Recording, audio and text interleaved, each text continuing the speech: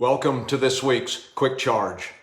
The Bible says that Jesus sat down and called his 12 disciples to come around him, and he said to them, if anyone wants to be first, he must be content to be last and become a servant to all. The Bible says Jesus sat down to speak these words face to face, eye to eye with his followers. This is not said as something in passing or off the cuff. It's not a casual remark. It indicates some real focus.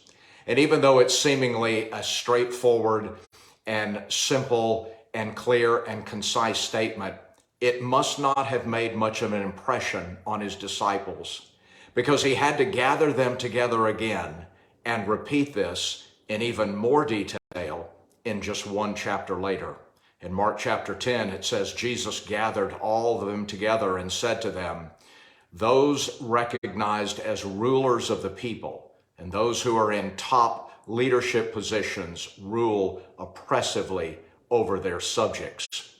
But this is not the example that you are to follow. You are to lead by a different model. If you want to be the greatest one, then live as one called to serve others. The path to promotion and prominence comes by having the heart of a bondslave who serves everyone.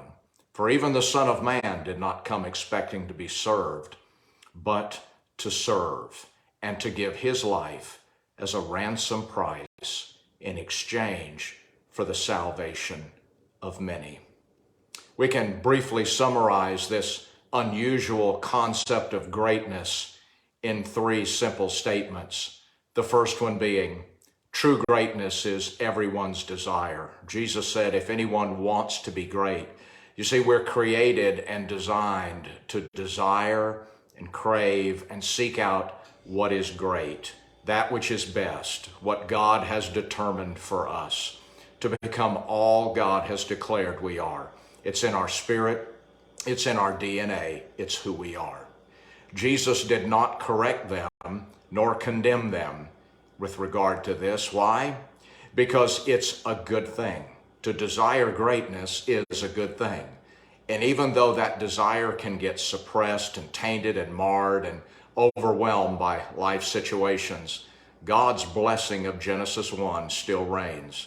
Multiply, fill, possess, have dominion, achieve, make a difference, make a mark, fulfill your created purpose. Secondly, true greatness doesn't look so great on the earth. It doesn't often appear great. It's often not very affirming or appreciated or impressive because it's not the way of the world. So it's highly possible that I'm probably not going to look so great while I'm actually becoming great or doing what is truly great in the eyes of God.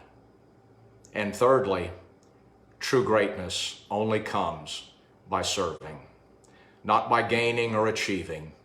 Jesus turns all of their thinking, their assumptions, their presuppositions, and their presumptions on its ear. He was talking about the kind of greatness that's lasting, it's eternal, it's genuinely rewarding. This is where our greatest life investment ought to be, in that which is eternal and lasting and rewarding, and what brings the ultimate reward.